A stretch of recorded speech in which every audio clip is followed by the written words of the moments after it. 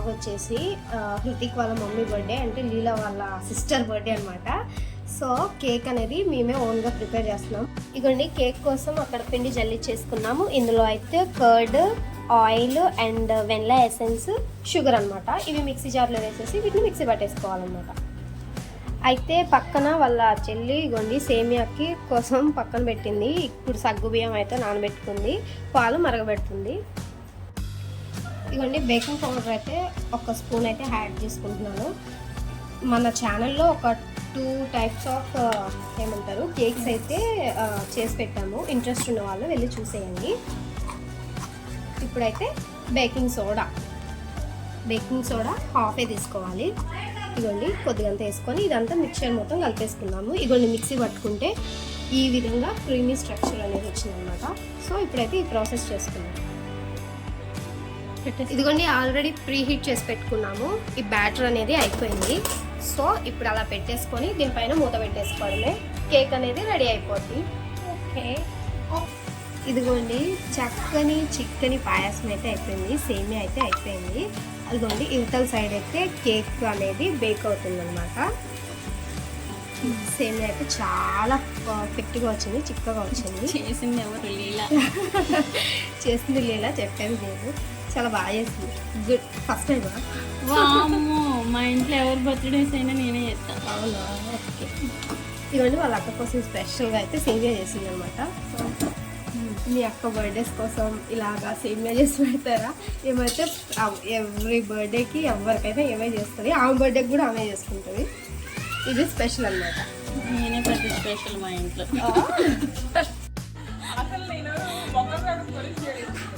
మా